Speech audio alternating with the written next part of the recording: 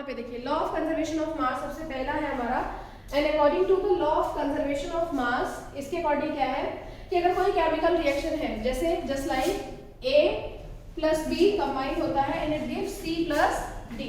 एक chemical reaction है A plus B और प्रोडक्ट हमको मिलता है C प्लस D, ठीक है। इसमें A plus B will be reactant, ये हमारा रिएक्टेंट होता है बेटा, ठीक है, और ये हमारा प्रोडक्ट होगा, ठीक है। यही चीज आप 10th में पढ़ोगे, पर वहां रिएक्टेंट प्रोडक्ट कोई बताएगा नहीं क्या होता है। It is reactant, it is product, ये रिएक्टेंट है, ये प्रोडक्ट है हमारा, ठीक है। क्या होता है कि अगर हमने 10 ग्राम का A लिया है, ठीक है, 10 ग्राम हमने A लिया है और 20 ग्राम B लिया है, ठीक है, 10 और 20, तो हमारा C प्लस D जो है that will be the 30 gram, C plus D 30 ग्राम बनेगा। हो सकता है कि C प्लस D 15 बने, हो सकता है C प्लस D 10 और 20 बने या 20 और 10 बने, लेकिन ओवरऑल जो बनेगा that will be the 30 gram only. तो क्या है, mass of reactant is equal to mass of product, ठीक है। जो रिएक्टेंट का मास है, ये रिएक्टेंट है हमारा और ये हमारा प्रोडक्ट है, तो जो रिएक्टेंट का मास है that is equal to the mass of product. समझ आ गया ना, ये दोनों इक्वल होगा, दोनों कभी भी बदलेगा नहीं। जैसे मान लो एक और एग्जांपल देती हूँ, आप चीनी और पानी का मान लो बना रहे हो, सॉल्यूशन बना रहे हो, ठीक है, शरबत पीने के लिए, सभी पीते हैं ना? Yes ma'am. गांव में यस और सिटीज में भी पीते हैं, गर्मियों में नींबू पानी, चीनी पानी जो भी पी रहे हो, ठीक है। अब देखो जब आप उसको बनाते हो तो क्या है, आपका जो शुगर है वो वाटर में डिसॉल्व होगा, ठीक है, शुगर वाटर में डिसॉल्व हो रहा है, हालांकि वो केमिकल रिएक्शन नहीं हो रहा है, ठीक है, वो सिर्फ नॉर्मल एक फिजिकल है। केमिकल रिएक्शन जिसमें क्या होता है, देखो केमिकल और फिजिकल में डिफरेंस क्या होता है, केमिकल चेंज और फिजिकल चेंज में। केमिकल चेंज में क्या होता है कि केमिकली चेंज हो रहा है, मतलब जैसे H2 और O2 का सबसे बेस्ट एग्जांपल है, H2 और O2 मिलके हमारा H2O बना रहे हैं, ठीक है। H2 हमारा गैस है, ठीक है, नॉर्मली गैस के फॉर्म में एग्जिस्ट करता है, O2 भी हमारा गैस के फॉर्म में एग्जिस्ट करता है, लेकिन H2O हमारा लिक्विड फॉर्म में एग्जिस्ट करता है, ठीक है। तो मतलब देखो हाइड्रोजन की प्रॉपर्टी डिफरेंट है, ऑक्सीजन की प्रॉपर्टी डिफरेंट है, और जो H2O बना मिलके इसकी प्रॉपर्टी इन दोनों से एंटायरली डिफरेंट है। समझ में आया? ये केमिकल रिएक्शन होता है या फिर केमिकल चेंज होगा। फिजिकल चेंज में देखो H2O आपका यहाँ पे वेपर फेज में था, ठीक है, और यही H2O आपका किसमें हो गया, लिक्विड फेज में आ गया, ठीक है। दोनों में क्या, यहाँ भी पानी था, यहाँ भी पानी है, दोनों के फिजिकल स्टेट में चेंज आया है, यहाँ कोई केमिकल चेंज नहीं हुआ है, ठीक है। तो फिजिकल और केमिकल में यह डिफरेंस है। केमिकल में जो प्रोडक्ट होगा, ठीक है, the property of product will be entirely different from the property of reactant. समझ में आया? भले ही हाइड्रोजन और ऑक्सीजन से मिलकर वाटर बना हो और वाटर में भी हाइड्रोजन और ऑक्सीजन प्रेजेंट है, लेकिन वाटर की जो प्रॉपर्टी होगी वो इन दोनों से एकदम अलग होगी। ऐसा नहीं है कि कुछ प्रॉपर्टी हाइड्रोजन की तरफ शो करेगा, कुछ प्रॉपर्टी ऑक्सीजन की तरफ शो करेगा, ऐसा भी नहीं है। जैसे होता नहीं है कि पेरेंट्स जब बच्चे होते हैं तो कुछ बच्चे अपनी मदर पे जाते हैं, कुछ फादर पे जाते हैं ना, ऐसा भी यहाँ पे नहीं है। यहाँ पे ये जो होगा ये एकदम से डिफरेंट होगा इन दोनों से, कोई भी प्रॉपर्टी शो नहीं करेगा इन दोनों की, ठीक है। ये हमारा केमिकल रिएक्शन हो गया। तो जब भी कोई केमिकल रिएक्शन होता है तो मास ऑफ रिएक्टेंट जो है, मतलब H2O2 जितने मास में लिया गया होगा, तुम्हारा H2O उतने ही ग्राम का बनेगा, ठीक है। ये इसमें बताया जाता है। अब आप H2O2 तो बना नहीं रहे हो, पानी बना रहे हो क्या बैठ के, नहीं ना। लेबोरेटरी में जब बनाया जाता है, ठीक है, लेबोरेटरी में जब ऐसा हो रहा है, देखो अभी ये रिएक्शन तो नेचर में ऑलरेडी हो ही रहा है, लेकिन लेबोरेटरी में जब बनाया जाता है, कभी हम तैयार करते हैं तो हम एक रेशियो लेके चलेंगे, ठीक है, एक वेट लेके चलेंगे, तो जितने वेट का हम डालेंगे उतने ही वेट का यहाँ पे बनेगा। एक एग्जाम्पल और लेते हैं, जैसे अमोनिया। अमोनिया तो प्रोड्यूस करते हैं सभी, ठीक है। अमोनिया बेसिकली खाद में यूज किया जाता है ना। नहीं आ रही है तो तुम्हारा माइक खराब है, देख लो।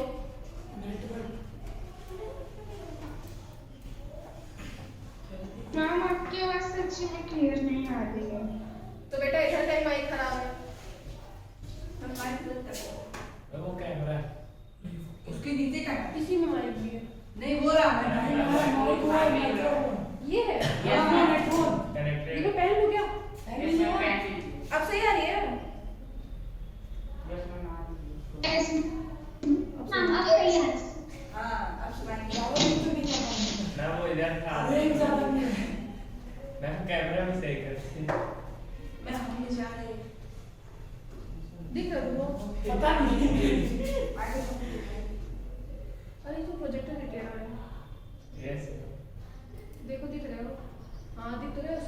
सभी नहीं दिख रहे होते हैं। मैं देखूंगा कि हाँ, दिख रहे हैं। अब दिख रहा है ना? मैं तो ठीक है, चलिए अब देखिए इसमें क्या है कि माँ कोई कहीं नहीं जाएगा मेरी क्लास में, प्लेट देंगे हम तुम लोगों को, ठीक है यार। हम इससे लगा के वहां पर जा ही नहीं सकते हैं। देखो मास ऑफ रिएक्टेंट जो है बेटा वो मास ऑफ प्रोडक्ट के इक्वल होगा, इसलिए हम गाना गाने जा रहे हैं, ठीक है। अब यहाँ पे देखो एक और है, दूसरा है लॉ ऑफ कांस्टेंट प्रोपोर्शन का लॉ है, ठीक है। दूसरा लॉ है जो है that is law of constant proportion, ठीक। मैं पहले तो एक्सप्लेन कर रही हूँ रिएक्टेंट हाँ क्या रिएक्टेंट प्रोडक्ट हम इक्वल मास, बस यही law of conservation of mass है। देखो law of conservation of mass में एक चीज आप देखोगे बेटा, जैसे आप law of conservation of mass, conservation मतलब mass can neither be created nor be destroyed, it can only change from one form to another, एक फॉर्म से दूसरे फॉर्म में बदल जा सकता है। जैसे यहाँ 10 + 20 था तो वहाँ 30 हो गया, ठीक है, 30 हो गया, मतलब हमने जो दो टुकड़ों में मास था उसको हमने चेंज तो कर दिया पर वो है वही। जैसे एनर्जी के साथ, energy can neither be created nor be destroyed, energy ना तो बनाई जा सकती ना डिस्ट्रॉय हो सकती है। जैसे एग्जांपल में क्या है, देखो जैसे तुम्हारी सन एनर्जी है, लाइट एनर्जी है ना, लाइट एनर्जी तुम्हारी इलेक्ट्रिकल एनर्जी में कन्वर्ट होती है ना, तो एनर्जी नेचर में एग्जिस्ट कर रही है, वो हम सिर्फ एक फॉर्म से दूसरे फॉर्म में कन्वर्ट करके उसको यूज करते हैं, बट हम उसको ना तो खुद से बना सकते हैं ना डिस्ट्रॉय कर सकते हैं। वही मास के साथ भी है, मास को हम चेंज कर सकते हैं, हम उसको डिस्ट्रॉय नहीं कर सकते और ना ही बना सकते हैं। इस टेबल को तोड़ोगे 4 पार्ट में होगा, तो जो इसका चारों का मास होगा that will be equal to the this table mass, जो इस पूरे होल का मास है वो उसके इक्वल होगा कि नहीं होगा, है ना। तो वही सेम चीज है कि जो हमारी मास, जो हमारा मास है वो ना तो बनाया जा सकता है ना ही खत्म किया जा सकता है, वो सिर्फ एक फॉर्म से दूसरे फॉर्म में चेंज किया जा सकता है, यही है आपका। और आप लिखोगे सीधे सीधे, अगर आएगा law of conservation of mass तो क्या लिखोगे, mass can neither be created not be destroy, पहला। दूसरा, the mass of reactant is equal to the mass of product in a chemical reaction, किसी भी केमिकल रिएक्शन में mass of reactant mass of product के बराबर होगा, ठीक है। एग्जांपल में एक और देखो, जैसे H2 + N2 gives NH3, ठीक है, 3H2 N2 + 3H2 gives 2NH3, ठीक है। नाइट्रोजन है, N2 नाइट्रोजन है और H2 हाइड्रोजन है, NH3 तुम्हारा अमोनिया है बेटा, ठीक है, दिस इज द अमोनिया, ये अमोनिया है तुम्हारा, ठीक, और ये तुम्हारा नाइट्रोजन है। अब देखो यहाँ पे जब ये 3:1 रेशियो में कंबाइंड हुआ है तब इसने अमोनिया का फॉर्मेशन किया है, ठीक है, तब हमारा अमोनिया बना है। तो ये क्या है, ये आपका मतलब आप यहाँ ये भी कह सकते हो कि अगर आप 10 ग्राम का हाइड्रोजन लोगे और 20 ग्राम का नाइट्रोजन लोगे तो 30 ग्राम का आपका अमोनिया बन जाएगा यहाँ पे, ठीक है। तो ये है law of conservation of mass. Next है लॉ ऑफ कांस्टेंट प्रोपोर्शन। दूसरा जो लॉ है, इन्हीं दोनों लॉस पे क्या होता है, बेसिकली आपके केमिकल रिएक्शन डिपेंड करते हैं। इसका जो रेशियो है वो कैसे पता चलेगा? रेशियो देखो क्या होता है, रेशियो को लर्न करना होता है बेसिकली बेटा, ठीक है, रेशियो को लर्न करना होता है। लेकिन क्या होता है कि जैसे जब आप उस लेवल पे पहुंच जाओगे, साइंटिस्ट बन जाओगे, तो आपको इतना खुद ही, जैसे हम लोग को वाटर का याद रहता है, अमोनिया का याद रहता है, ठीक है, जो बेसिकली आपसे पूछे जाते हैं वो याद रहते हैं। लेकिन जब एग्जाम में आएगा तो आपको रेशियो दिया रहेगा, एग्जाम में दिया जाएगा कि इतने रेशियो में पहली बार बनाया गया तो दूसरी बार में कैसे बनेगा, ये मैं पढ़ा रही हूँ, ठीक है। देखो इसमें क्या है कि लॉ ऑफ कांस्टेंट प्रोपोर्शन दूसरा लॉ है, ठीक है, रेशियो की बात करते हैं। दूसरा जो है आपका वो है बेटा लॉ ऑफ कांस्टेंट प्रोपोर्शन, एक प्रोपोर्शन तरीका,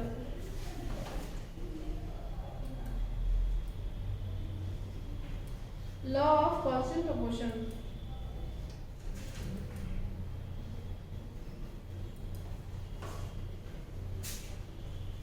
उसका कैलिब्रेशन बहुत खराब हो गया है।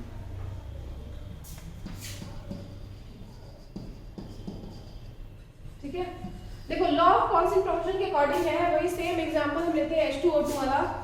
अगर H2 का O2 के साथ कंबाइन करोगे तो फॉर्मेशन होगा H2O का, ठीक है।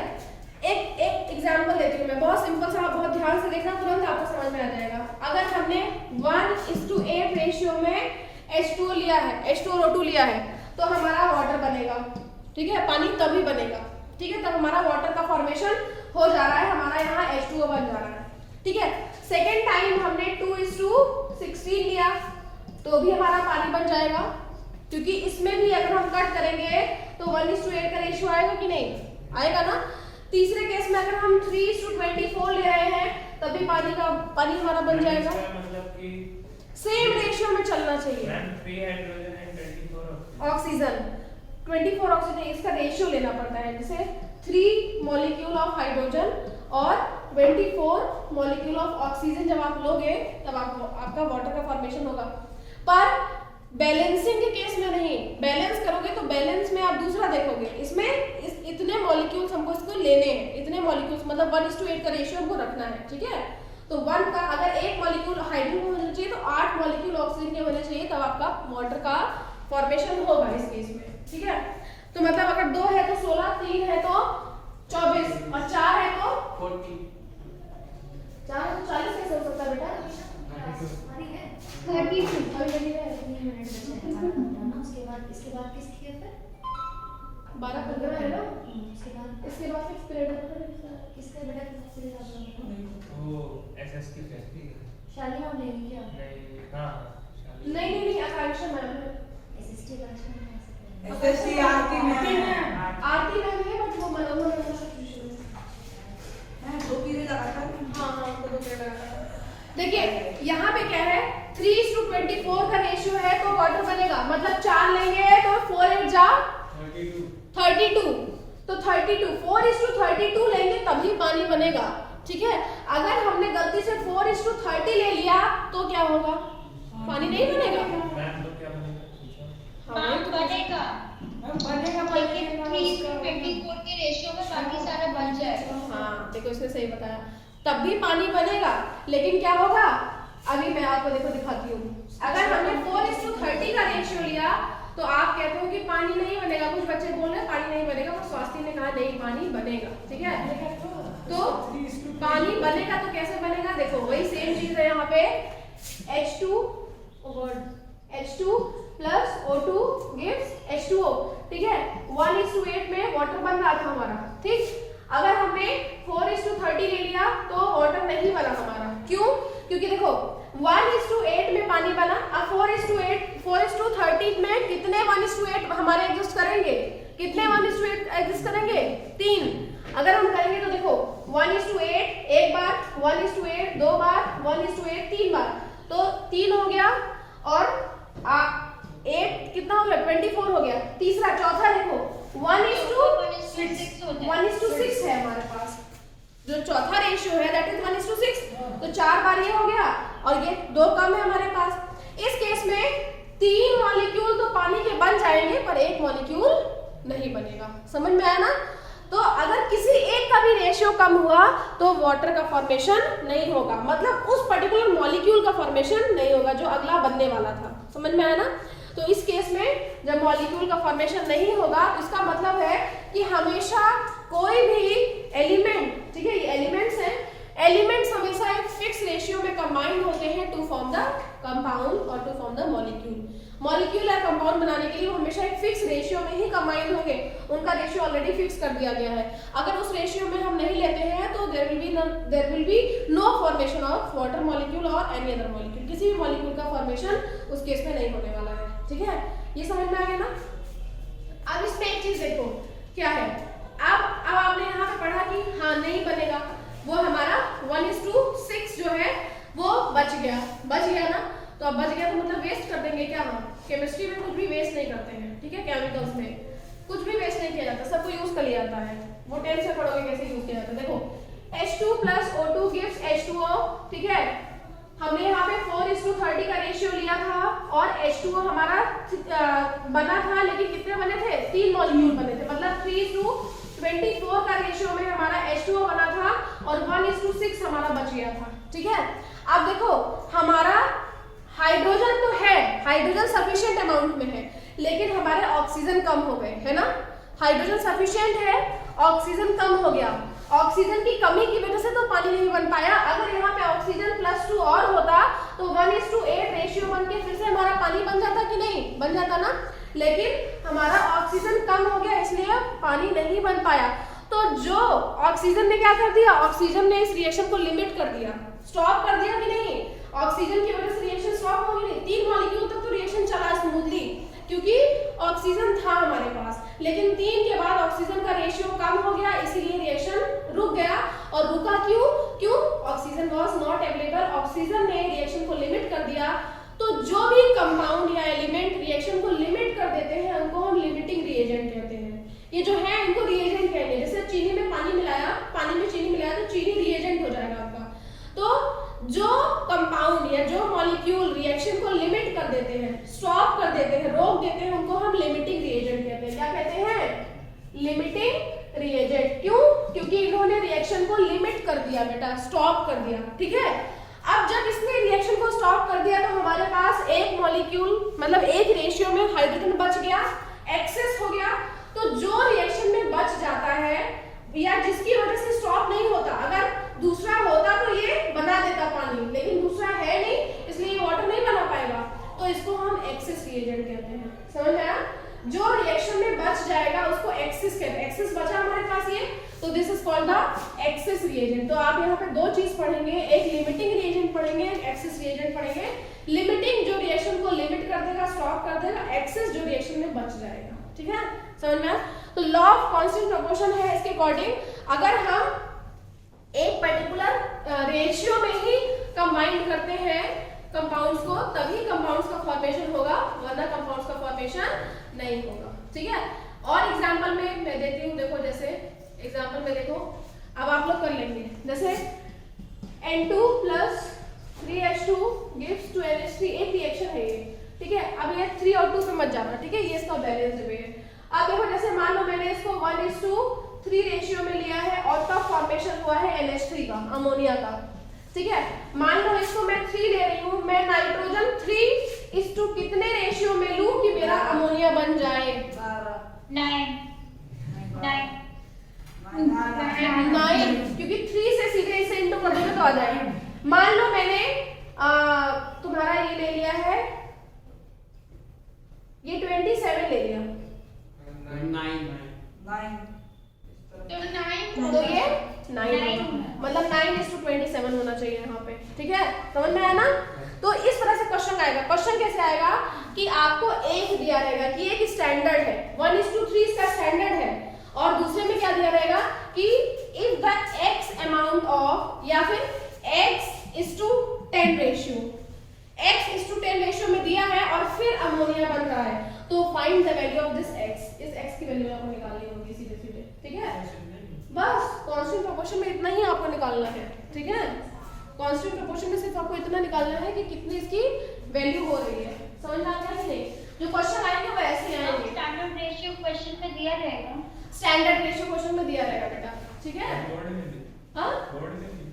बोर्ड में कुछ है ही, चैप्टर नहीं है। अच्छा, तो 11th में चैप्टर है। 11th में आएगा सीधे सीधे चैप्टर। आपको हमें खुद के रेशियोस याद करने पड़ेंगे। तुम इतना कष्ट मत करो बेटा, इतना कष्ट करने की तुमको जरूरत नहीं है रेशियो याद करने की। ठीक है, ये सब देख के डर रहा है। वो तो बहुत इजी है, मैं बना सकती हूँ, बहुत इजी है। ठीक है, हम लोगों को कॉन्सेप्ट नहीं चला रहा था। मोल कॉन्सेप्ट समझ में आ जाएगा। इतना समझ में आ गया सबको? कॉन्सेप्ट Yes, समझ में आ गया? किसी को दिक्कत? कॉन्सेप्ट किसी को दिक्कत है? कोई दिक्कत नहीं ना? अब कर लोगे क्वेश्चन अगर मैं दूं? ठीक है, कल से क्वेश्चन मेरा शुरू हो तुम लोग। ठीक, अब देखो इसके बाद एटम्स, मॉलिक्यूल सब छोड़ दो, वो सब लास्ट में पढ़ लेंगे। ठीक है, उसको सब छोड़ दीजिए। नेक्स्ट चीज जो मैं पढ़ाने जा रही हूँ उसी से आपकी केमिस्ट्री डिपेंडेंट है। अगर वो नहीं पढ़ोगे तो जिंदगी में एटॉमिक मास, हाँ, एटॉमिक मास, एटॉमिक नंबर। अगली क्लास लोगी क्या तुम्ही? नहीं बस कर लोगे, कोई आएगा ना? हाँ, वो तो लेट है। बस मैं कर लो। देखो अब आपको काम करना है। क्लास में से क्लास ओवर हो गई है, इसके बाद